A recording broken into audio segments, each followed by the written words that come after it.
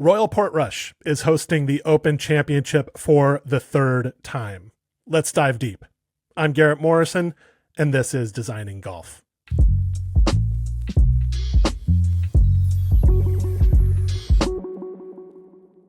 All right, I'm here with my Fried Egg golf colleague, Matt Rouches. How's it going, Matt? Doing well. So, Matt, you're going to help me with this deep dive on Royal Portrush today because, unlike me, you've actually been to this golf course. You saw it last year on a trip that you, Andy Johnson, Brendan Porath, and Cameron Hurtis took for our Explorations series. People should check that out if they haven't already. There was a podcast series. There were articles associated with it, a bunch of cool social stuff. Great trip that you took, focused on Northern Ireland. Where did Portrush sit in your itinerary? What was its role? Did you stay in the town of Portrush? I'm having trouble remembering the details of what you all did there. Yeah, so we came in through Dublin, made our way up the coast to Newcastle, which is where Royal County Down is. Spent a few days there and then drove up to Portrush, which sits basically at the northernmost part of Northern Ireland and the entire island of Ireland. So it's way up there, and yeah, we stayed right there in town. Like, you could basically see the golf course from our place. It's honestly like a pretty small town that sits on this peninsula that kind of juts out into, I believe it's the North Atlantic Ocean, and that from like there, like, you have a great view kind of looking back in towards the dunes where Royal Portrush is. So we got to see Portmarnock, Royal County Down, and Ardglass before we set our sights on Portrush. Okay, so Portrush was kind of a culmination. You saw some other courses, and then you were able to see Portrush. Yeah. Funny thing about the geography there, you're describing how it's at this kind of northernmost point or a very northern point of the island. It's actually relatively not that hard to, if you were to take a boat trip, to go right across to like where Machrihanish is in Scotland. And in fact, there's a plan afoot among some of the Machrihanish owners and operators to maybe design some kind of situation where people can go play Machrihanish and then take a little flight across to Northern Ireland and see Portrush and County Down. So this area is it's all one area, even though they're different countries and not necessarily thought of as being that close together. Now, one of the famous things about Royal Portrush is that it sits right on this kind of entrance into town. Did you have that experience of coming into town and seeing the links for the first time? Was this part of the trip? Yeah, so the entrance, I think when Rory was on our podcast, he spoke to it in depth, like the first time he saw it, because it's like truly an amazing drive. So we were coming up the coast and we stopped up at the Giant's Causeway, which is this really cool kind of like rare ecological like rock formation that's right on the coast. Yeah, and this is like a major attraction. It's a World Heritage Site, and it's been famous for a long time. Yeah, but so we were coming from over there, which is I guess that'd be just east of the town of Portrush, and you're kind of up on these cliffs overlooking the ocean there, and you pass the Dunluce Castle, which is, I think it's like a 14th century castle, really, really old castle. So you kind of pass that and you come around this corner, and then all of a sudden you have this like incredible view. You're probably a couple 100 feet above like the town of Portrush and the golf course, because you're up on these like high coastal cliffs. And you just like come around this bend and there's this amazing, amazing view of the Dunesland right there, which sits in between you and the actual town of Portrush. So the reveal, like when you're driving in, is really, really spectacular, and certainly increases your anticipation if you already weren't really, really excited to go see Royal Portrush. Yeah, very cool. Love a good drive into town where you get a preview of the golf course.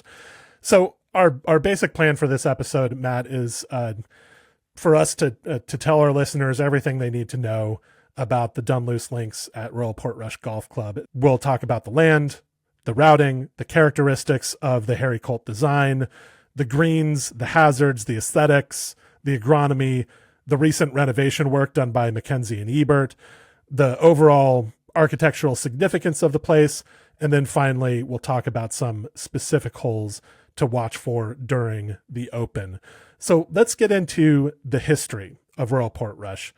I've done some research on this subject. There's a lot of really interesting bits and pieces of this history that I want to cover. So the club was founded in 1888. Now, by this point in the 1800s, Portrush, the town, was a vacation spot, and it was accessible by train. The railroad arrived to this town in 1855, and this transformed Portrush, the town, from just a small fishing village into a very popular, bustling seaside resort town. On its way into Portrush, the train route passed the duneland where the golf course now sits. So basically the train route was the current day highway route into town. So obviously people would look out the windows of the train and see this duneland. And if they were golfers, they would see really obvious land for a golf course. So two of the most prominent founders of Royal Portrush were George Lockhart Bailey and Thomas Gilroy. Both were Scotsmen, born in 1852, born the same year, and they were advocates of golf. Bailey was raised in East Lothian, became a school teacher, and was posted as an English master at Belfast Academy when he was 29 years old. He helped establish Ireland's first golf club, which was Royal Belfast, in 1881, and just went on to kind of become a Johnny Appleseed of golf in Ireland. He'd go on to help form Royal County Down and many other clubs. Thomas Gilroy grew up in Dundee and was trained in golf by old Tom Morris's brother, George. So Gilroy played a lot of his golf at Carnoustie. Went to school at the University of St. Andrews and regularly played with young Tom Morris while he was there. Maybe encountered C.B. Macdonald, who knows. He moved with his family to Ireland in 1885, where they bought one of these kind of grand estates, clearly from a wealthy family. And he went on to establish County Louth Golf Club, or Baltray as it's more commonly known. He helped to design Royal Dublin and was just one of the best players in Ireland, was kind of known as the golf guy in Ireland. So these two men, Bailey and Gilroy, joined with members of several leading local families to form a club in Portrush, initially called the County Club. Now, this was the fifth golf club to be established on the island of Ireland. So this was early days of golf in Ireland. And the first statement of the club's committee went like this. It said, "The sandy hills or dunes around Portrush, if properly laid out and cared for, will in a short time form excellent and attractive links." So the purpose of the club, really from the beginning, was to take advantage of this outstanding land that they were all familiar with next to this popular vacation town. So what happened next was kind of clever and indicates some things about how golf developed during this period.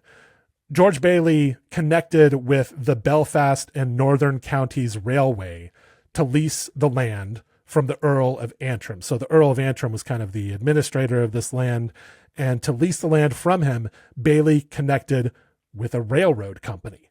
So the railway's influence on Royal Portrush and many other golf courses was absolutely critical.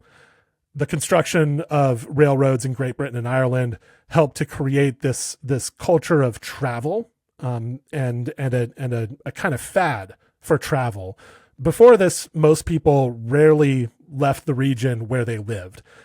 With the railroad in place, more and more people were using trains to escape from the congestion and the pollution of the cities where more and more of them now lived. This was happening at the same time as urbanization in Ireland, Great Britain, and Europe.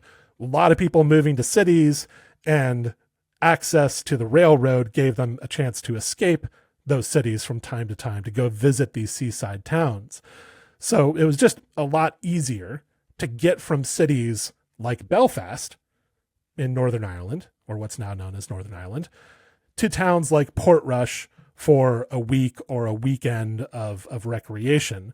And, around this activity was created an entire travel industry, or as they call it, a holiday industry in Great Britain and Ireland, especially along the coast. It was thought to be healthy to go to the coast. Cities were thought to be bad for you in a lot of ways, and going to the seaside was thought to be good for your health.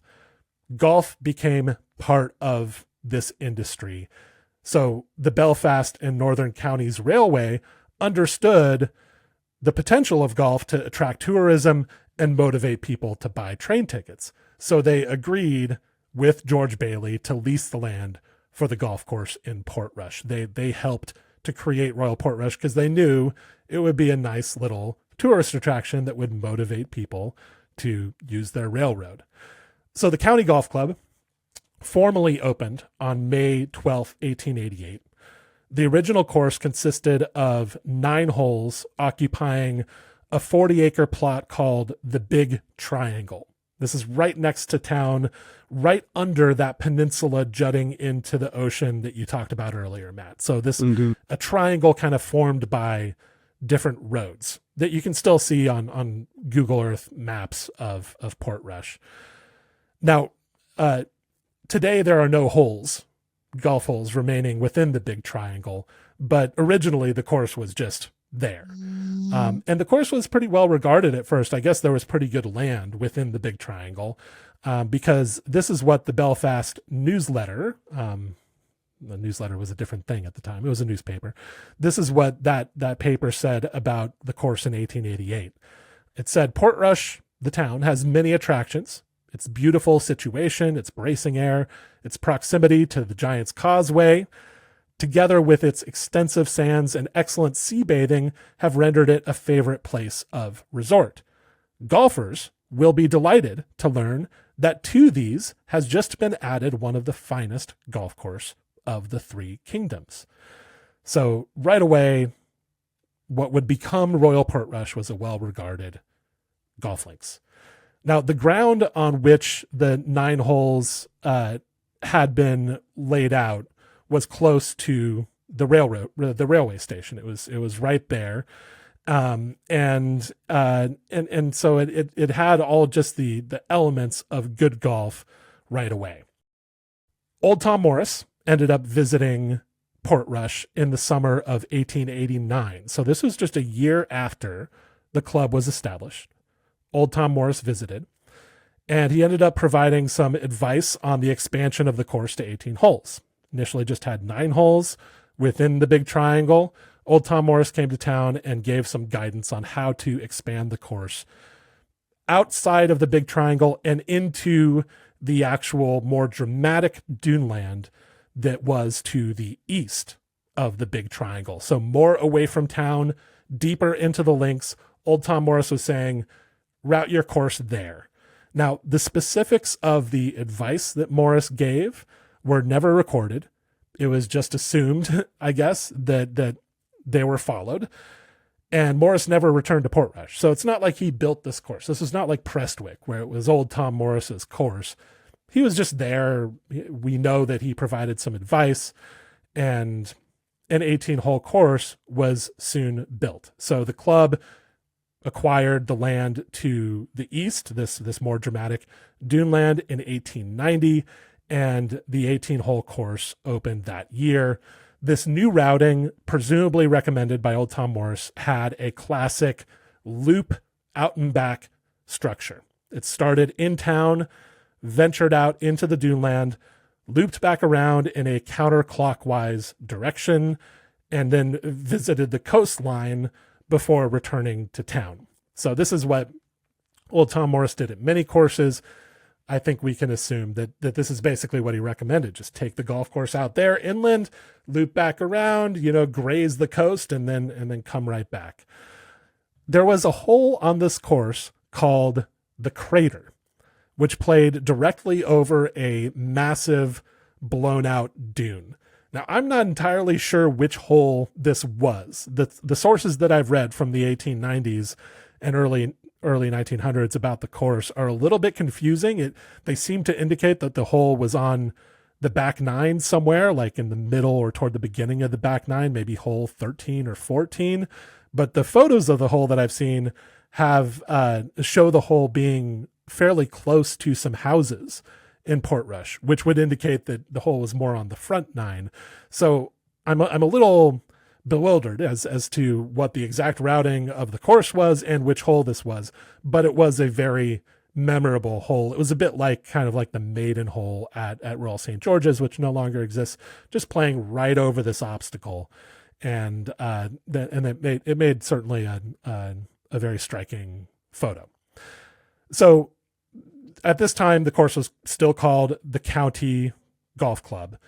It was renamed Royal County Club in 1892 under the patronage of the Duke of York, then renamed again Royal Portrush Golf Club in 1895, now under the patronage of the Prince of Wales. And by the 1920s, it was still this golf course. That was Royal Portrush Golf Course, this old Tom Morris routing. But a lot of advances in ball and club technology had happened. The course had fallen behind the times, and the club leaders saw the need for a redesign. They were especially anxious to attract the best players in golf. This has been a through line in the history of Royal Portrush, the desire to host big tournaments and the emphasis on competitive play. They got to a point in the 1920s where they felt they weren't attracting the quality of players that they wanted, so they needed to improve their course somehow.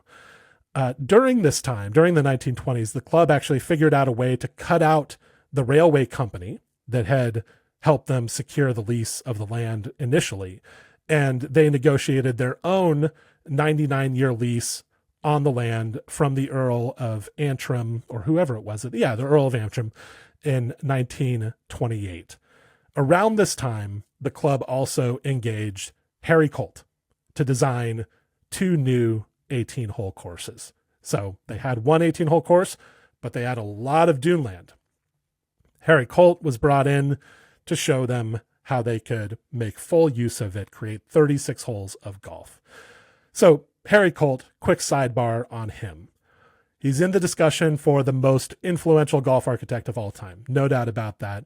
He started designing courses in the first decade of the 20th century.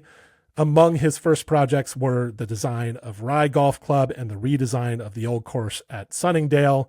Went on to design Swinley Forest, St. George's Hill, and the new course at Sunningdale, all in the English heathlands.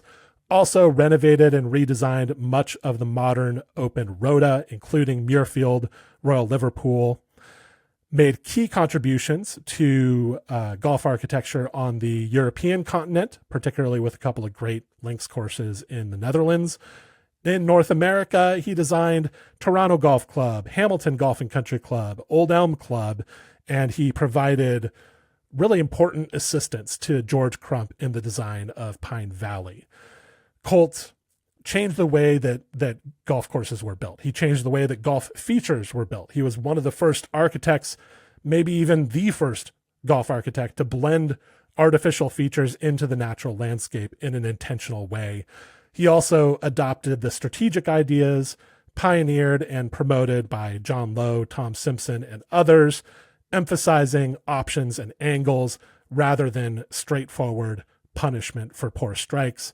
He just brought in a new level of sophistication and artistry to golf course design, trained Charles Allison and Alistair Mackenzie, who then exported this approach to golf architecture across the world. So the Allison and Mackenzie courses that you see have a lot of the characteristics that early Colt courses had, embodied his philosophies to a great degree. So Harry Colt's influence on architecture just spread all over the world by the 1920s. And by that point, his career was really winding down. Royal Portrush was one of his last really well-known designs. Now, it wasn't until 1932 that the new courses were built, the Dunluce Links and the Valley Links. Essentially nothing that I can see was kept from the old Tom Morris course, maybe a hole corridor here and there, but these were brand new courses that really didn't take much inspiration from the Tom Morris course. The company Franks Harris and Company, which had worked with Colt previously, carried out the construction, and members played the new championship course, the Dunluce Links, for the first time on Easter 1933. The core of Colt's Dunluce Links still exists today, with some modifications that we'll discuss. And he also designed, of course, the Valley Links, which, although owned by Royal Portrush, is home to Rathmore Golf Club and the Royal Portrush Ladies Club. It is the primary course for those clubs. So the first major change to Royal Portrush came in the 1930s. The first major change to Colt's design, that is. This is when the town of Portrush purchased the remainder of that big triangle near town, and they wanted to build a new school. So that purchase included the first and 18th holes of Colt's course. So Colt returned in the 1930s to advise on some replacement holes, but the club's professional, P.G. Stevenson, ended up actually designing them. Stevenson's holes were different from what Colt suggested, but Colt apparently said that they were better. These holes, the old 8th and 9th and the current 10th and 11th, were completed in 1939. So the routing had already changed. The first and 18th holes, original holes, had been chopped off, and more holes had been built deeper into the links land. Royal Portrush hosted the Open Championship in 1951. The first time an Open had been held outside of the island of Great Britain. It was won by Max Faulkner, an English golfer who apparently did most of his damage in the late 40s and early 50s. And it didn't host another Open until 2019, and which of course won by Shane Lowry. So we'll talk about some more kind of recent history of Royal Portrush a little bit later in this episode, but that's the basic story of the formation of the course. And in a minute, we'll dive into the architecture. But first, a word from the USGA Greens section, the sponsor of today's episode. One of the biggest trends in golf course maintenance is data collection. And no management system today makes collecting data easier than Deacon from the USGA Greens section.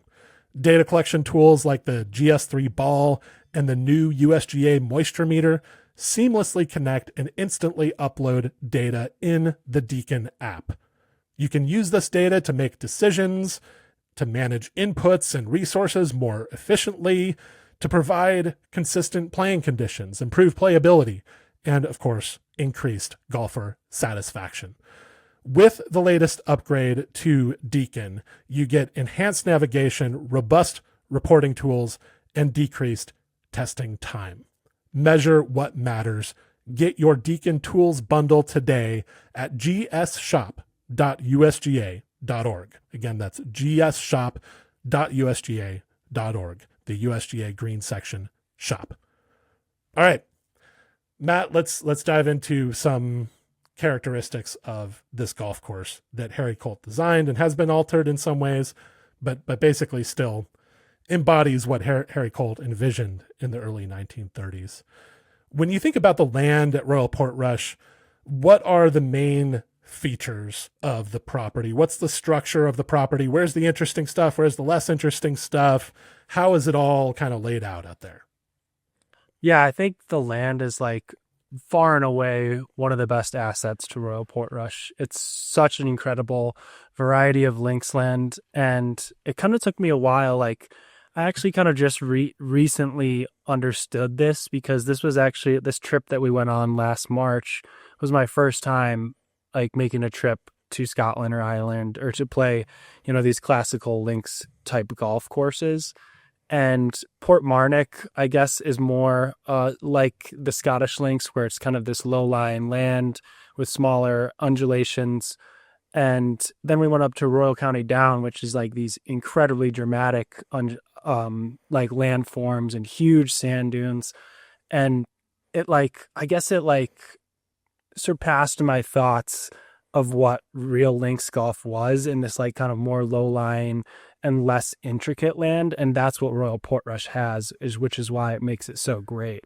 It has huge, long, broad slopes alongside really choppy dunes that kind of layer on top of each other and create these really amazing peripheries on holes like 9, 10, and 11, kind of in the middle section. But in general, it's just like a very, very good variety of land. And at the same time, like you're set right on the water there. And the land like really goes up high once you go inland there to kind of this rolling farmland. So you have really long views up the coast of the rocky coastline. You can see the farmland inland, and then just some of the most incredible sand dunes you'll ever find where the two golf courses, the Dunluce Links and the Valley Course, sit. So I really do think that the land is one of the greatest assets. It's so different than what you see at a lot of the other rota courses, at least from my perspective, seeing them on TV and whatnot. I haven't visited very many at all, but that was definitely something that stood out so much to me is just how good the land is at Royal Portrush. It's one thing that distinguishes Irish links golf from Scottish links golf or even most English links golf, just the sheer scale of the land, the size of the sand dunes. It's just bigger. And then another interesting aspect of Royal Portrush is that it has like that spectacular coastline as well, that you can actually see. Although there is a big dune ridge along the coast, there are places where you can kind of get through it, get up and over it, and really see the ocean. So it's almost, it's like more of a site that Mike Kaiser would like, and would be attracted to for one of his resorts, more so even than a lot of the sites we see for Scottish links. So in general, the land toward the town, my understanding is that the land toward the town is more subtle than the land that you get to deeper into the links land. So how does that all function? Is there more detail there that I should know about? Not really. I would say you're pretty correct in that. Kind of the further west you go on the property, the more subtle the land is. It's still like exceptional land to build golf on. It just doesn't really compare to how dramatic and choppy and really, really undulating the land is more towards the center and then kind of the coastline where the fifth hole plays too. So that includes like holes 1 and 2 kind of play over these more broad slopes, and it climbs you up to kind of a high point on the most inland side, which is definitely the highest point of the course. And then also kind of the 18th hole sits in a little bit more I guess, gentle land, which is still obviously very, very good land for a golf course. All right. So that's the land. Let's talk about the routing. Take me through how the current routing of Royal Portrush basically works, and then we can get to some of the past routings. Yeah. So the current routing, you have the first, I would say 4 holes are kind of climbing up around the perimeter of the property. So, based on the 2 courses, the clubhouse kind of sits in the middle for the Dunluce Links. And you on the southern end of the property, farthest away from the coastline, which is on the north. Yeah. So one is essentially the furthest inland hole that you play. So you're starting about as far inland as you can, and you make this direct beeline towards the ocean per se. You play up the hills kind of on 1, 2, 3 is pretty level, and then 4 is slightly down towards the water. But once you get up to the 5th tee, it's this high vista. You have this very, very panoramic view of the North Atlantic Ocean. The entire 5th hole is there. You get to see like all the dunes in their whole glory. The massive dune ridge that kind of protects the 7th hole from the ocean there is right there in view. So that's like the start, which I really, really enjoy because it builds this anticipation where you're up on this high ground. You look down to all the holes in the center of the golf course and you see people playing down there, and it's building this anticipation to get down into this really dramatic looking dunesland to play all these holes that go through the center of the property. And then from there, you gotta play down to the coast edge, which is almost like a cliff edge. It sits up probably maybe 40 feet above the actual beach. So you can get up onto the edge of the green there. You're overlooking the water. You can look down on the beach. There's always people down there. That's something that stood out to me very quickly, is how much the locals just utilize the beach and the dunes on the perimeter of the golf course. There's these little hiking trails. I actually spent one day just walking the beach and going up on that main dune ridge and looking at the course from up there, which is a really cool perspective. So it's really cool to see how integrated this golf course is with the town and how many of the locals are using it, even if they're not out there to play golf. And then the new holes that were added, which I'm sure we'll dive into a little bit deeper in a little bit, are 7 and 8, which took up the land that the old 5th and 6th holes of the valley course played over. So that's the 7th hole, kind of playing through this valley up against that main large dune ridge that borders the ocean there. So you play out along the coast there again, and then you start coming back inland. And then there's these little loops that you play throughout the center of the property in holes 9 through 11 per se. And there you're just kind of playing out in one direction through these very, very choppy dunes. And then you come back, you cross over, you loop around, and then one more time. So it's really kind of interesting when you compare it to other old links courses. It's not a true out and back.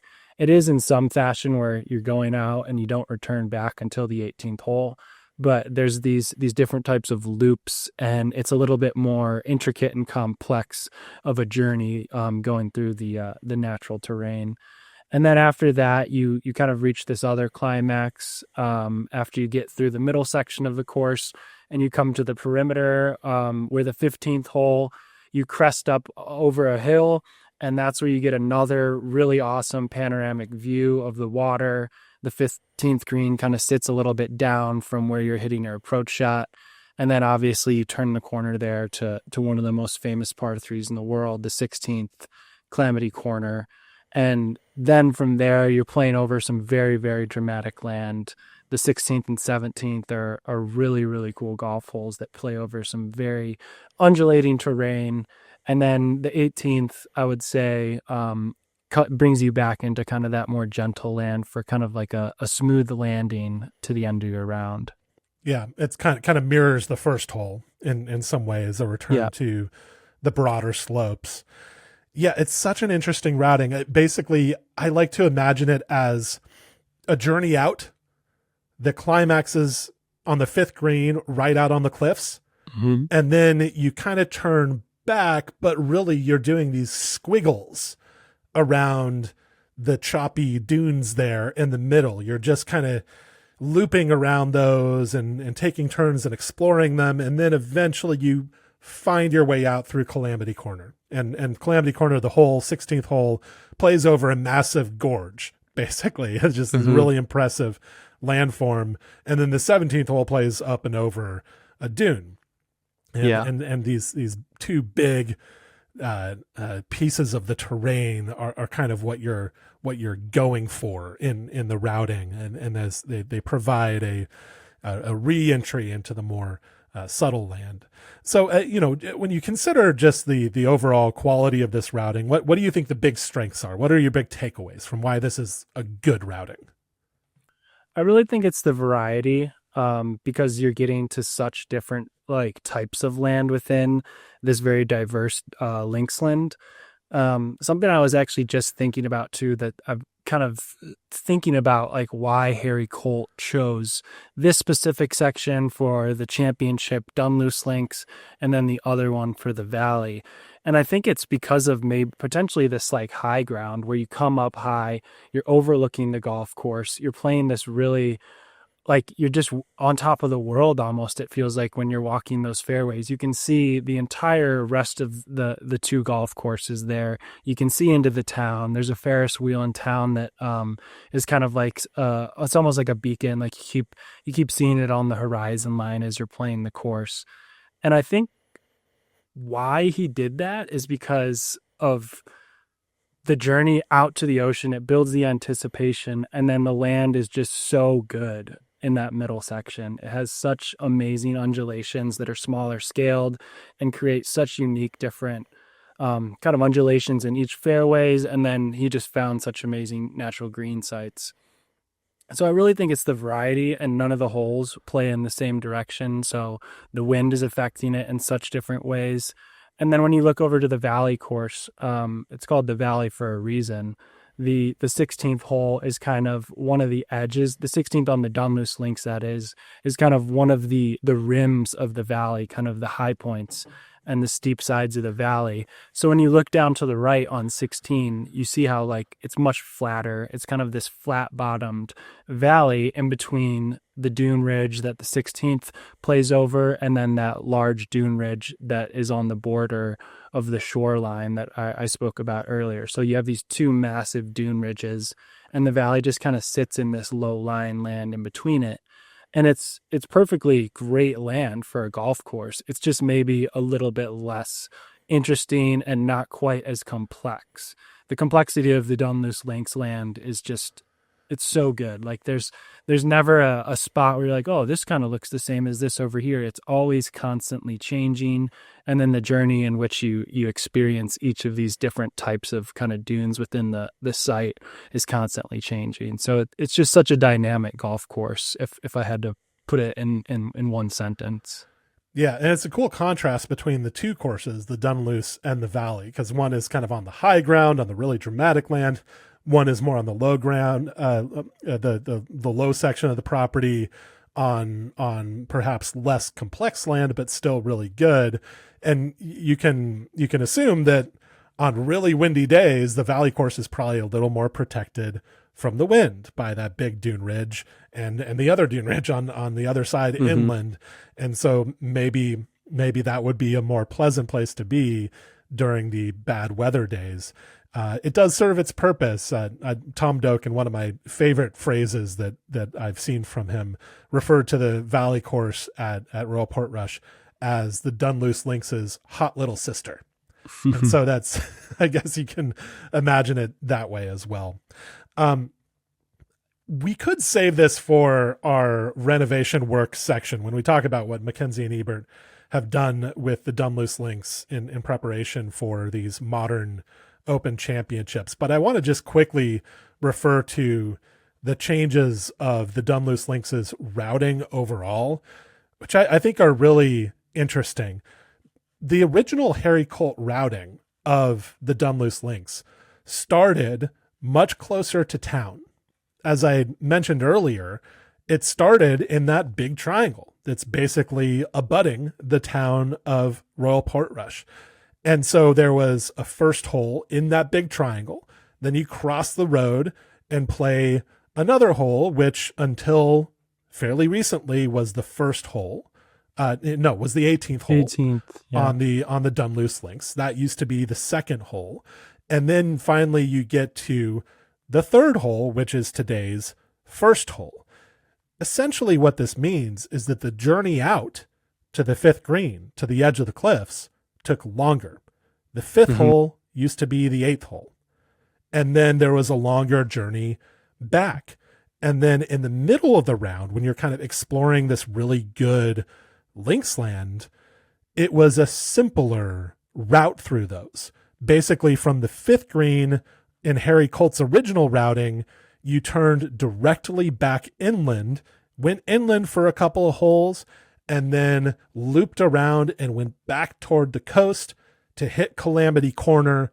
And then finally you turn inland again to make your way all the way back to town.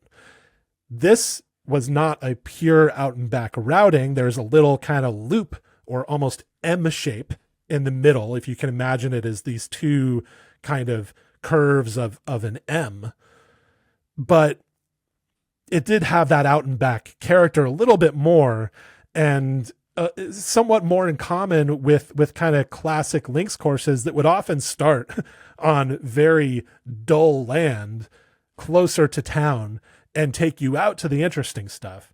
The modern Royal Portrush starts much closer to the really interesting land. and Mhm. gets you much quicker to the cliff. And a lot of people might like that better. A lot of people might say, I prefer to spend all this time, to spend most of the round in this fascinating dune land. But there's something about that original routing that is kind of pure. You can really see the intention of the routing in Harry Colt's initial plan for the course, which lasted was in the ground for only 6 years, because it was 1939 when they took out the first and 18th holes that were right close to town. But in that original routing, you really see that Harry Colt's intention was to take the players on a journey out to the cliffs, loop around back through the interesting dune land inland, and then loop you back around to hit Calamity Corner. Those are the two things that he was going for, the two magnets of the routing. Cliffside on that current day fifth hole, and the big gorge at Calamity Corner for the current day 16th hole. I think it's such a fascinating routing because it is so simple in that way. It's like he saw those two landforms or saw those 2 points on the property and was like, I'm going there. That's the whole point of the golf course. That's muddied a little bit now. You can't see that as clearly because basically they've put a lot more holes in the middle of the links land of the course, and that's just, it is what it is. Courses evolve, and this is how that course has evolved. And I guess to be clear for people, this is a little preview of our renovation work section. Mackenzie and Ebert's 7th and 8th holes, which you mentioned earlier, Matt, were added for the 2019 Open Championship. And as part of that, they eliminated the 17th and 18th holes, which in Harry Colt's original routing were actually the 2nd and 17th holes, but that's starting to get confusing. They basically eliminated the 17th and 18th holes, which were on subtler land near the clubhouse, and pushed the whole course more into the dune land. And now they're using that land by the clubhouse, formerly occupied by the 17th and 18th holes, for spectator infrastructure, championship infrastructure, staging area. I guess that's probably where you enter the venue for the Open Championship. And, it serves its purpose for championship golf. Yeah, and they actually built a kids course, kind of where the 17th and 18th hole used to be on the old Dunluce Links. So it's just a very simple kind of pitch and putt style course there for children. I saw this on the Google Earth aerials. Is it cool? I mean, the land is obviously doesn't give you much there, but is it kind of a cool thing to have that? Yeah, I think it's great for kids, obviously. I know when we talked with Gary McNeil, who's been the head professional there since, I think, 1999, like almost 30 years now. He said it was a great asset for, warming kids up when they're little to try and like build up the kind of the gamesmen to get onto the championship links there. It's mostly just kind of flat land, open holes, no bunkers. So it's just great for, children who can hit it on the ground and roll it around and kind of pick up the game. Great. All right, we've talked about land and routing. Let's just mention quickly what we think the general design philosophy of this course is. Now, Colt is generally regarded as golf architecture history's great naturalist. Natural features is what he emphasized, and natural looking built features is also a big point of emphasis with most of his work. And he's also known as a proponent of the strategic school of golf architecture as opposed to the penal. Do you think those things come through in Royal Portrush's design? Yeah, it's definitely very, very evident. The natural aspect of the design, that's definitely something that sticks out right away, is just the amazing natural green sites that he selected. And inherently that then creates strategy on a lot of the golf holes based on angles or direction, green orientations, or fronting dunes and mounds, kind of like the 4th hole. So I think inherently, creating these awesome natural green sites, finding them, placing greens there, then kind of helps to drive strategy back to the tee alongside, the creation of the bunkers. So it's definitely very evident that those two things are present. And then there is like some, I guess, I don't know if you could consider it 100% penal design, but there's a lot of, false fronts and runoffs, crown greens, bold greens.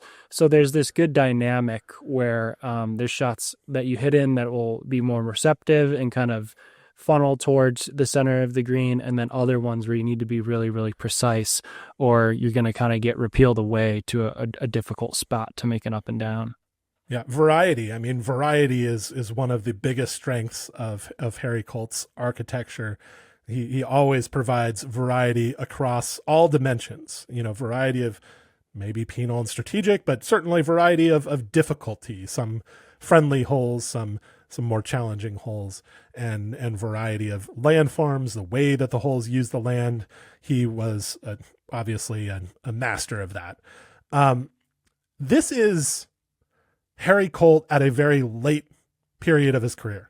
Golf architecture was very advanced by the late 1920s. You compare this to a Harry Colt course from the first decade of the 20th century, like Stoke Pogues or Swinley Forest or something like that. I think by the time you get to Royal Portrush, it's not that he's a better designer. It's just that he's maybe more advanced in his methods. And maybe one example of that is the greens at Royal Portrush, which has been a big focus of your work on the course, Matt. You wrote a great course profile for Fried Egg Golf Club on Royal Portrush that people should check out if they're members of Fried Egg Golf Club. What to you makes Royal Portrush's greens different from the greens that you saw at other links courses when you took this trip to Northern Ireland and to Portmarnock as well? Yeah, I like that you brought up kind of how this was late in his career, because I believe he has like nearly 300 golf courses to his name. So he had so much experience in green building and finding great natural green sites, and then, kind of massaging the land to make it fit maybe a design strategy he was looking for, or some sort of look that he wanted for each golf hole to make them different. And I think that's so evident at Portrush, is just how amazing the natural green sites that he selected, which in turn gives you this awesome variety, because the natural landscape is it's so random and unique and chaotic. So there's always kind of a new twist or new turn with each green site. And you have these awesome contours that feed into the centers of the greens. So I feel like on a lot of other links courses, a place like maybe Royal County Down, which we saw just a few days before we were at Portrush, they almost just occupy these flatter sections amongst the dunes, because the dunes are so massive and towering. There's only a few specific areas where you could actually build a green that would be usable and functionable.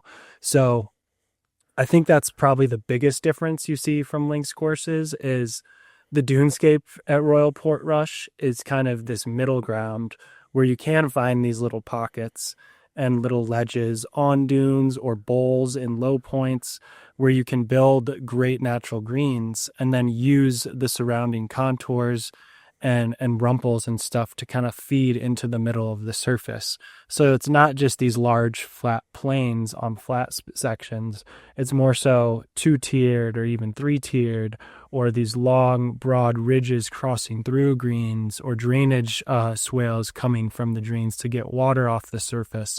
So it's just this awesome kind of different style where he's just adapted them to the natural landscape so well. And it's honestly probably because of his experience at the time. Like he had built so many greens. He was probably comfortable with trying to do new things, be a little bit more creative, and try and do something different here, because that's what the land was giving him. Would it be fair to say that the greens are kind of more shaped than most greens that you've seen at links courses? That it's good shaping and blended shaping, but there's some manufacturing that went into these greens, right? For sure. Yeah, definitely. There's more shaping per se, like not the bad kind of shaping, but the type where it feels like they just took a blanket and draped it over the landscape and it kind of created these soft rolling contours that flow in and out from the green surface and create this just amazing aesthetic. The sixth hole always comes to mind when I think, like, when you just say, like, what are the, like, if you wanted me to talk about the greens and how they're natural, the sixth hole just like always comes into my mind. I have this perfect depiction in my head of the hole. I can like see it as if I was still standing on the tee, because it just like sits amongst these dunes so naturally and so seamlessly. It's almost like it was just meant to be there. Do any other greens come to mind as standing out, or ones that people should pay attention to when they come up on the telecast? I really like the fourth green in the sense of just where it's situated. It might not have the most, I guess, intricate or interesting internal contours, but just the way that it sits in between these like 4 or 5 different like kind of sand mounds, and the orientation of it is really interesting. And then especially so when you bring in the out of bounds boundary, there's a straight line out of bounds fence all down the right side, and the green angles towards that. So you have to be down the right side to kind of see into the green, see the flag stick, depending on that day's pin position. So that's one that comes to mind. Another one too that comes to mind would be the 15th.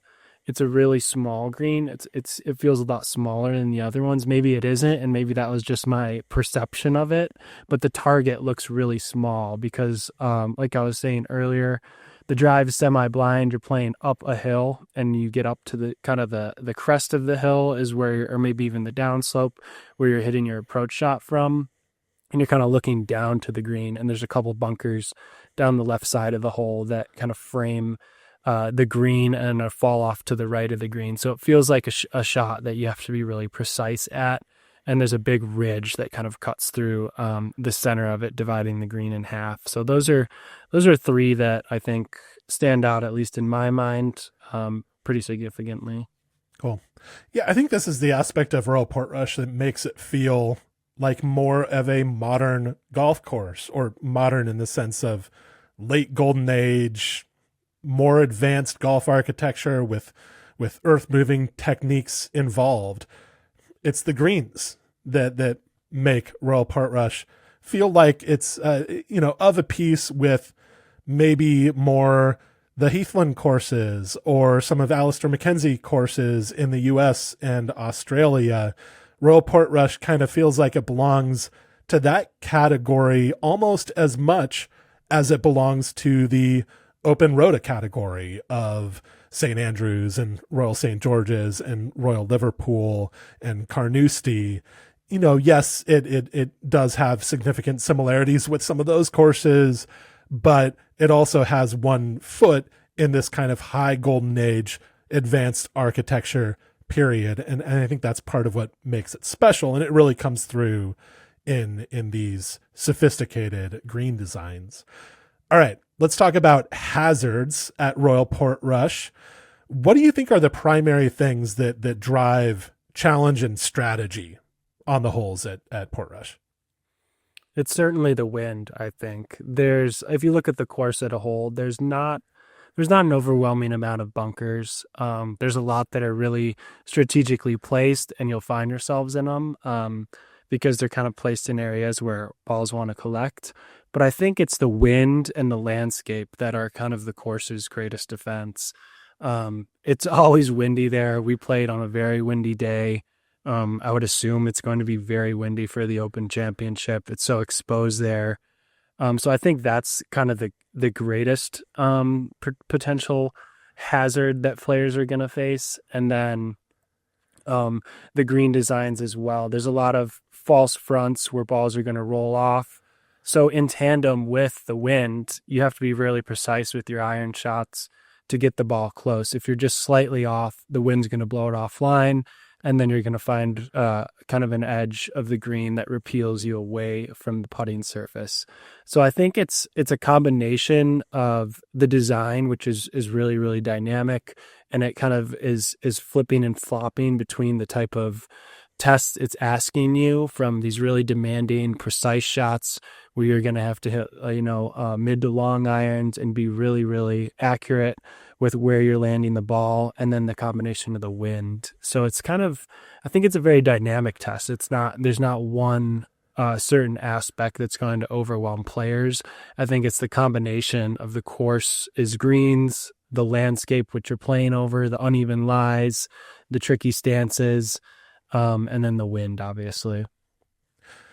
Is it because of the wind, do you think, and the difficulties of combining the wind with the land, that the bunkering at Royal Portrush is maybe relatively minimal? I mean, there are plenty of bunkers, but it's not, the place isn't absolutely strewn with them, right? No, yeah, there's so little. Like, I think the 6th hole has no bunkers. The 11th hole might have one. The 10th hole has no bunkers. And then even holes like the 5th, like there's just 2 bunkers out there that kind of frame the edges of the fairway and are only really going to punish you if you're trying to push a driver up by the green. So it's almost as if it's kind of allowing you to play a more conservative game, play the wind, keep the ball on the ground. But if you want to be aggressive and try to, I guess, bully the course, then that's where you can like find yourself in these bunkers that are a real penalty. Another interesting thing that I've been considering and thinking about ahead of the Open is the 17th hole, which plays kind of up over this ridge line, and then it's a huge drop and the fairway tumbles down towards the green. And I believe it's like a 400-yard hole, but I'm almost convinced that some players are going to be able to drive the green, because if you get the ball over that ridge, it's just going to run down the hill forever and ever.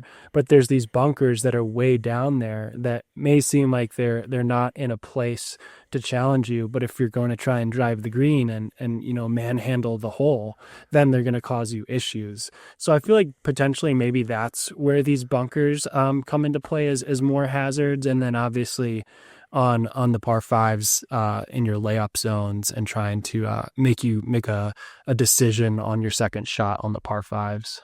Gotcha. Okay, well, let's take a quick detour into aesthetics real quick, the shaping of the course. We talked about it with the greens and how nicely tied in the edges of the greens are with their surroundings, how they kind of seem to emulate the links land in certain ways, but do so in ways that go beyond just natural. What do you make of the shaping of the bunkers out there? Do you think it's evolved over time? And I don't know, what's the kind of aesthetic character of the bunkers? Yeah, so a lot of them are kind of like that stack sod, that traditional kind of pot bunker. I wouldn't compare them much to like St. Andrews, where these feel like these deep pits. They have that kind of stacked face, but then a lot of them are kind of flashed up a little bit because of, I think, just wind erosion and sand blowing out. So it's kind of, I guess it's more of an eclectic look, just based on the environment and how it evolves over time. But a lot of them do have kind of that revetted, stacked face. Yeah, and probably done maybe after Colt's time. I haven't seen many early pictures of the course, but there were more blowouts back in the day, whether natural or man-made, and Colt is of course known for pioneering the ragged edged bunker, the naturalized bunker. Mm-hmm. It was that's a leading characteristic of his courses in the English heathlands and many other places. But of course, over time on real links courses, those ragged edged bunkers, as good looking as they might be, prove to be a little bit hard to maintain given the wind and weather that these properties get. And so they tend to be formalized into these stack sod designs that are a little sturdier, only need to be replaced every few years, as opposed to constantly evolving and constantly giving the maintenance team headaches. So you see some of that out at Royal Portrush, but as you say, it's not to the point where it's like Royal Liverpool, where they're just these sort of circles that go, like wells or something that go straight down. They're at least a little more nuanced than that. I will note too that when we were there, it was still technically under winter conditions. We were there in early to mid-March. So Yeah. it's definitely, we are seeing the course in a very different light than what you're going to see on TV in the middle of July, kind of in the heart of the golf season for them. So things that I, saw might be slightly different. Things might be a little bit more refined and buttoned up for the Open Championship. Well, and the rough might be a little bit less thick, perhaps, because it's going to be a little drier out there. Mm-hmm. That is one of the critiques of Royal Portrush that I've seen, that the rough maybe plays a little bit too much of a role, that it's so penal that it kind of takes away from some of the strategic complexity of the course. Did you find that to be the case? Is the rough super thick and punitive? It was definitely a challenge when you got into it. I think more so is the land that the rough is like on top of, is like once you get outside of the hole corridors, you get this really, really tumultuous turning landscape, these dunes that are very hilly and rumpled. So you're going to find yourself with some really awkward stances, and you're going to be just having difficult getting the ball out of there because the ball might be way below your feet or way above your feet, or you're having these really, really awkward stances because the land is just so like undulating outside of the hole corridors. It's a little bit more smoothed out in the fairway areas, and then it almost transitions right into kind of the native grasses. So I think it's definitely going to be a challenge. I don't know if they're, growing it out or trying to juice it up to make it a serious challenge. But I think the thing that I noticed most was just like having really funky lie while you're in there and then just trying to hack it out and get it back into play. And that's also where like the bunkers can also come into play and punish you even further, is trying to get too much out of a shot from the rough and then, find yourself in even more trouble. Okay, so we've talked about greens, we've talked about hazards. Let's touch on the turf out there, agronomy at Royal Portrush. What are the basics that we should know about the turf presentation at Royal Portrush?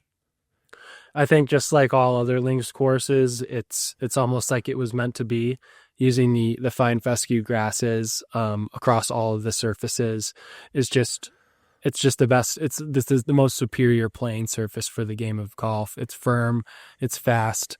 Something that I don't think people maybe who aren't so wired into agronomy and know the specifics of it, but fescue grasses are a much thinner leaf blade, so it's a very, very thin type of grass compared to, let's say, bent grass or Kentucky bluegrass, which are kind of the predominant cool season grasses that you'll see in the States. So this fine fescue is a really thin leaf blade, so it creates much less friction between the golf ball and the playing surface. So just that simple nature of it, the sand that it sits on, which is great for the grass, a great growing medium for the grass. And then the wind creates this awesome dynamic where playing the ball along the ground is likely going to be your friend, and it's going to roll forever and ever and ever. It's just going to just roll and roll and roll. And it creates all these different types of shots that you can hit around the greens. I used a 4-iron to play these short little bump shots, which is something I love doing, instead of trying to, reach for the 60 and fly it up in the air. And that's just something that the turf allows you to do here. Yeah, hopefully we'll get a truly firm and fast Open Championship. There's been a few Opens recently where things have been a little bit soggy, but still, bouncy enough. And I think Royal Portrush would really come alive if it's very firm and fast and baked out there. That would be fun to watch. Definitely the 2019 Open, we didn't quite get that. It was rainy during most portions of that championship. So we'll see what happens. Let's get finally to the renovation work here. Talk about some specifics of how the course has evolved recently. So in preparation for the 2019 Open, Mackenzie and Ebert, the firm that works at basically all of the Open roto courses and has very close ties with the R&A, Mackenzie and Ebert made major changes to the routing of the course. They eliminated the 17th and 18th holes, as we described earlier.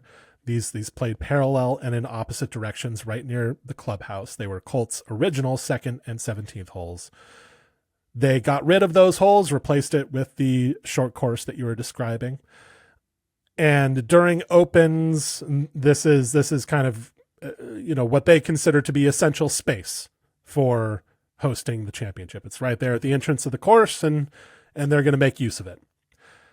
Mackenzie and Ebert then designed those 2 new holes that are fairly close to the coast, the 7th and 8th, and that's that land used to be part of the Valley course. The old 5th and 6th at the Valley course were eliminated. Those were well-regarded holes, and that's one critique of this project that has been aired, is that they borrowed from the Valley course and maybe lessened the quality of the Valley course for the sake of making this change to the Dunluce Links. In addition to that really huge change, Mackenzie and Ebert moved the second green a ways downrange to lengthen that hole. And they did some reshaping here and there, made little tweaks throughout the golf course with an eye toward preparing the course for elite play. There wasn't necessarily an intention to restore the course or a real devotion to Colt's original plans. Mackenzie and Ebert's usual line is, "We have great respect for Harry Colt," but I don't necessarily see them putting any great effort at many of their courses to restoring Harry Colt's intentions or ideas at his courses. They may have great respect for him, but the primary intention of the work, the brief that they get from the R&A and from these clubs, is to make the course ready for the Open Championship. And that's what they did. That was the priority of the work. The argument for the new 7th and 8th holes is that the holes that were eliminated, the 17th and 18th, weren't especially well loved. They went over the most boring land on the property, and they were considered to be kind of a disappointing end to the course for many years. I think those holes probably made more sense originally when they were the 2nd and 17th holes. But once the big triangle was taken out of the equation, they became the 17th and 18th, kind of playing back and forth. And maybe it was just sort of a disappointing or deflating end to the round. And so there wasn't any great outcry about the elimination of those holes. That was part of the defense of Mackenzie and Ebert's work. So those 7th and 8th holes, which you briefly described as we were going through the routing, what do you make of them architecturally? How would you evaluate their quality or character design-wise? Yeah, so the 7th is a par 5, kind of playing through this really, really dramatic area in the dunes, and then the 8th comes back right back towards the 6th green. So it's just this basically 2-hole loop that kind of takes you out to this very dramatic land and then back towards kind of the core of the middle, or I guess the beginning of the back 9, and where you kind of loop around in the routing. And it's under kind of my impression, of the way that I see it, that the 7th hole they built is like almost trying to replicate or draw inspiration from the old 17th hole. They rebuilt this very, very large blowout styled bunker on the right side of kind of the landing zone for drives. I believe it was called the Big Nelly bunker was its nickname. And it was this very ominous kind of hazard that would capture balls all the time. So I kind of see that was maybe their inspiration for that hole, is trying to almost recreate the 17th, because it had become this sort of infamous sand bunker, and it kind of had this reputation. And the hole is really cool. I think it's a great golf hole in the sense that it travels over really awesome dramatic land. In order to get it to the length that they need for the pros, it unfortunately has a big backtrack towards the tee from the 6th green. So you're almost walking, like to play the very back tee, you're almost walking all the way back to the 6th tee. It's more than halfway past kind of the hole you already traversed back to that tee. So that's kind of a little bit of a disappointing aspect of it, is it breaks up kind of this awesome flow that you get on the first 6 holes, where you're just basically stepping over a small little dune ridge, and just like getting onto the next tee box very quickly. Yeah. So this is you're always progressing, right? Yeah. And then suddenly you just have to walk backwards, which is, something that sometimes happens when Mackenzie and Ebert reroute courses. It certainly happened at Royal Liverpool with the awful walk that people have to make back from the Little I par 3 that they installed there. And so this is seems to be a trend that the walks are not always working out well. Yeah, and it's obviously, it might be a little disappointing for the flow of the routing, but I never got to see the old 17th and 18th holes, and perhaps this is the best solution to get rid of those two other holes and create a new one is you had to do this. Which you're saying a good golf hole too. The seventh is solid. Yeah, it's certainly a good golf hole. I think another aspect of the hole that maybe falls a little flat is the green design and kind of the shaping around the green. It sits kind of up a little bit. You're playing down through this low point, and then it's a slightly elevated approach shot. And there's these hollows kind of shaped around the green that are almost rhythmic in fashion, where there's these just kind of pretty evident scoops where water's draining off the green into kind of these low-lying areas surrounding the green. And I also heard that this green's been rebuilt several times since the first iteration in the 2017-2018 period when they first rebuilt the golf hole. So when you look at a green like that and compare it to the more original, perhaps, or more faithfully Colt greens at the course, what is the thing, just for the people out there who maybe want to see these things themselves when they're playing or be able to make these distinctions, what do you zero in on as the kind of weaknesses of the shaping of that green compared to the other greens on the course? I think the biggest thing is maybe just the execution of the shaping, where when you pick a natural green site that's really good and great for setting a green into, there's going to be all these little natural subtleties to the landscape. And yeah, there's going to be hollows like there are that they built. There's going to be hollows that kind of drain water off the green, but they're going to be different from one another. Some are shallow, some are really deep and penalizing. They're different sizes and widths and all of that. So they're just very varied when you have a great natural green site. But on the seventh, they feel a little bit more contrived. They're kind of rhythmic in the depth of how below the green they are, the width of this round, kind of hollow. So there's just almost this very similar style of shaping for each of these hollows surrounding the green. And it goes all the way around kind of the left and back side of the green. And for someone who, kind of is looking out for these things, it stands out and sticks out amongst all the other greens. Yeah, I like to think of it, you're talking about rhythmic, kind of like these repeated shapes. Mm-hmm. There's a kind of symmetry or repetition to the shapes. Yeah. Whereas greens that are really blended in well to the natural environment often have an element of chaos about them or imbalance, where shapes are not repeated, because rarely do you see wave-like scoopy shapes in nature. Those stand out as man-made to our eye, whereas really thoughtfully shaped greens tend to have a bit more mess about them, and the surrounds of the seventh green don't quite look messy. I've seen photos of it. Totally agree with your assessment. What do you make of the eighth hole, the one coming back? Yeah, so the eighth plays over kind of this virgin land that was unused before they changed the routing of the Dunluce Links. It didn't take any land from the valley course like the seventh. But so you're playing kind of down on this lower area on the seventh through the valley. And then the eighth, you kind of climb up this little hill, and it's coming up to kind of the same ridge that you tee off for the 16th hole. So it's on this little slightly higher point, and then the hole kind of traverses a ridge the entire way with kind of a fall off down towards kind of that valley I was talking about on the seventh hole to the left. So basically, there's not, I guess in my mind, there's not a real strong strategy to the golf hole. I guess you could try and shorten the hole by playing down the left side of it, which you're taking on a little bit of risk. But then there's bunkers, plopped on the right side of the hole in the Yeah, landing the zone. outside of the dog leg, bunkered on the outside of the dog leg. Yeah, so Usually it's a dead almost, giveaway of not a very good strategic hole.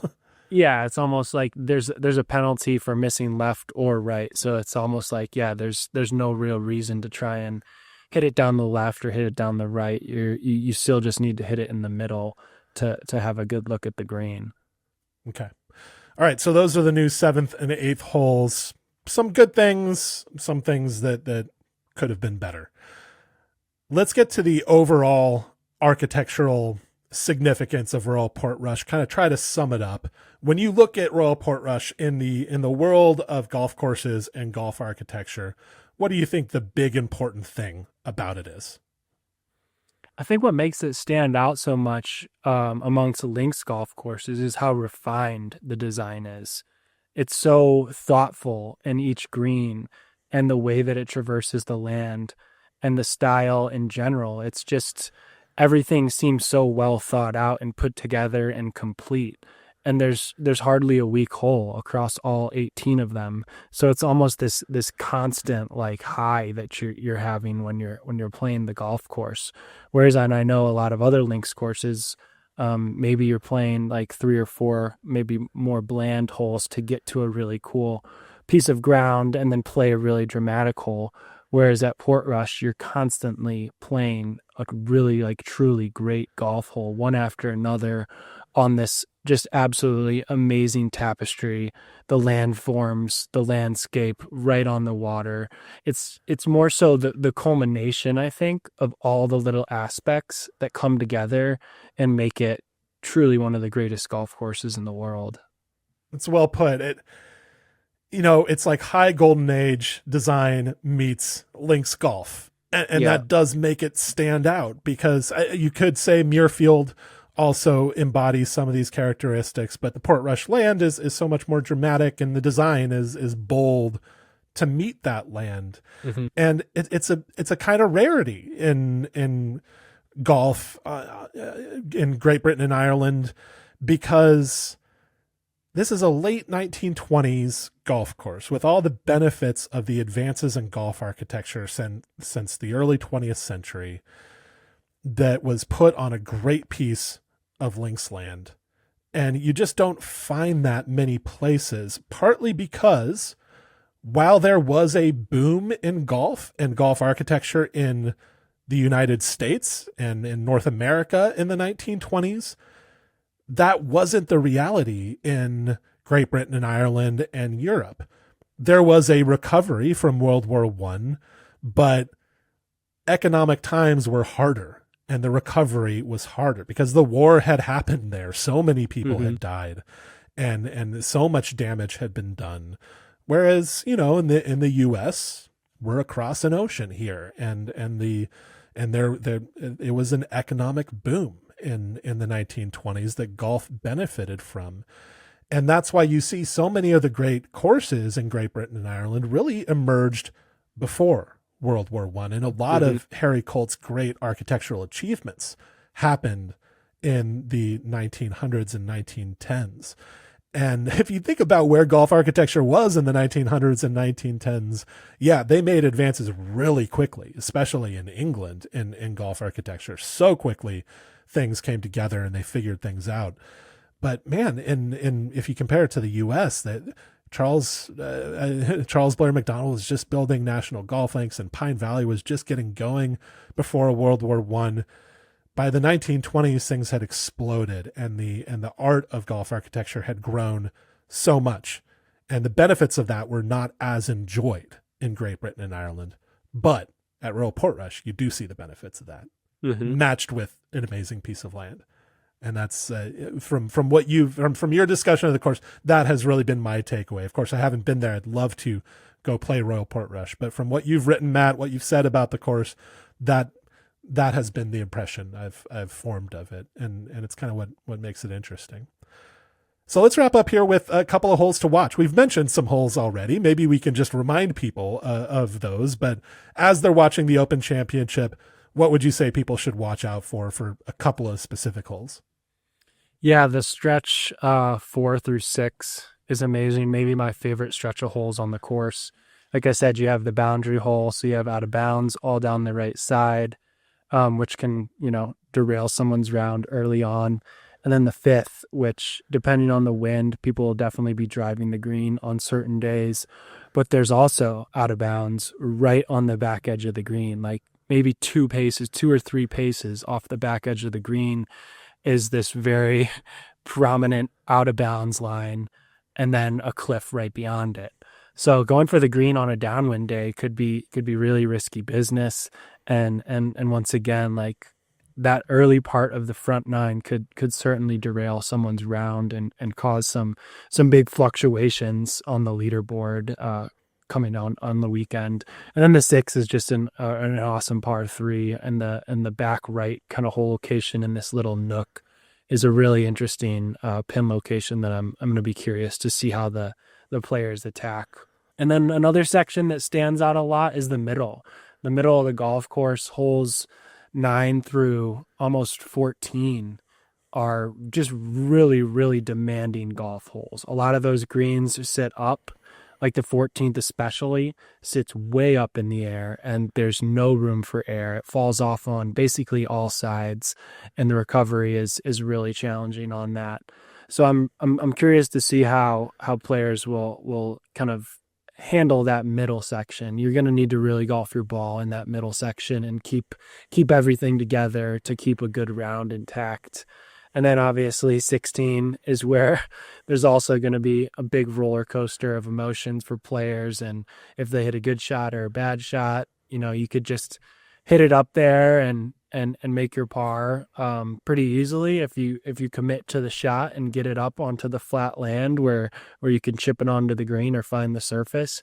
But the second you go uncommitted and you miss it to the right, it brings in any sort of number. I made a 7 on the hole when I played it, so there's no question that there's going to be high numbers there at some point during the week.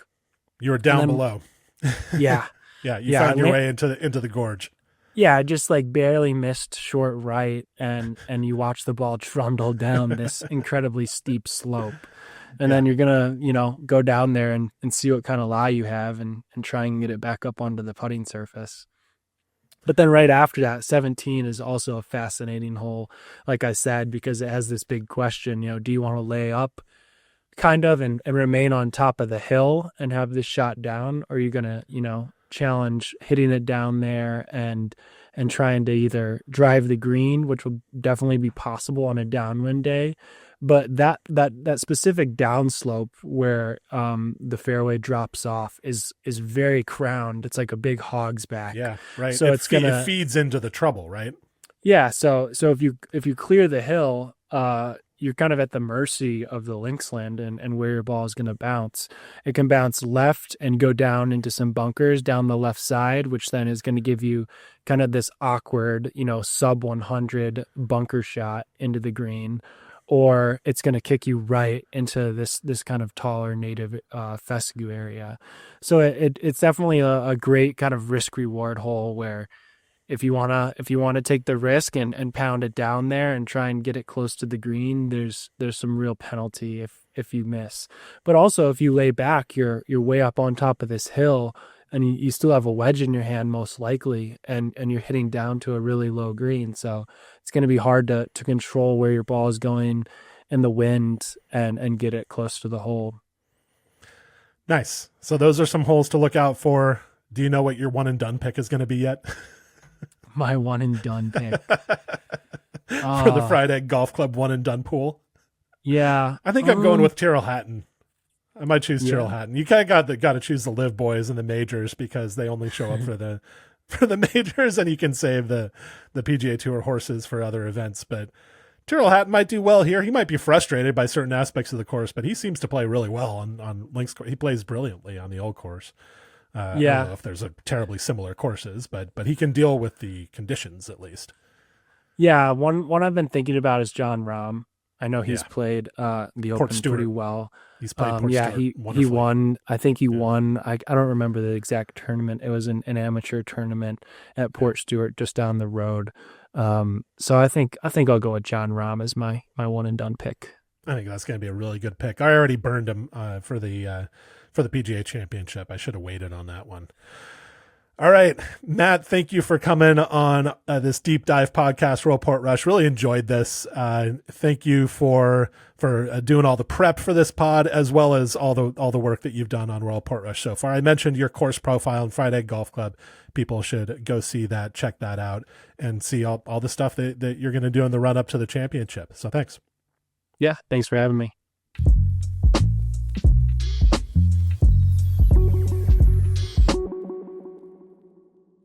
This episode of Designing Golf was produced by Will Balsam. Thank you, Will. If you're enjoying Designing Golf so far, what we're doing here with these deep dives and these discussions of golf architecture, then give us a rating or review wherever you might be listening to us.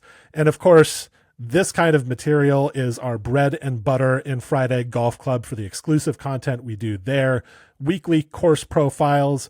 I publish articles on a weekly basis about what's happening currently in golf architecture, some information that you'd have a hard time finding anywhere else, I think. All that is going on in Friday Golf Club, along with a great community that we're building of avid golfers and access to our events where that community is really reinforced and brought to life. So if you enjoy the content we do at Friday Golf on Designing Golf, as well as the Friday Golf podcast, the Shotgun Start, and the many other things that we do, our YouTube channel, if you like that stuff, then just consider joining Friday Golf Club. Go to thefriday.com/membership. Thank you for listening to this episode, and we'll be back again in 3 weeks for another episode. We're going to wait until after the Open Championship to release another episode, but we'll do 2 episodes on consecutive weeks. So that's a little programming note. We're doing this episode now, but we're going to wait for the Open Championship to unfold before we come back with another. So I'll see you then.